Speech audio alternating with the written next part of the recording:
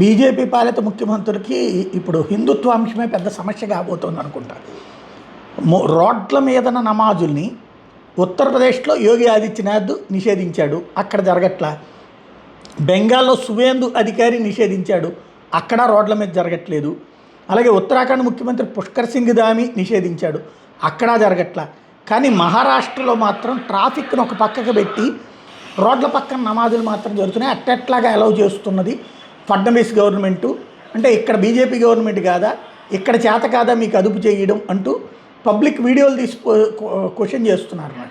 అంటే public BJP గవర్నమెంట్లో కొంతమంది ముఖ్యమంత్రులు తీసుకున్న నిర్ణయం ఇంకొక బీజేపీ గవర్నమెంట్కే సమస్య కూర్చుందనమాట, రోడ్ల మీద చెయ్యొద్దు అన్నటువంటి. కాకపోతే ఇక్కడ అంత వేగంగా చేయడం సాధ్యమవుతుందా లేదా అనేది రాబోయేటువంటి రోజుల్లో తేలేటటువంటి అంశం.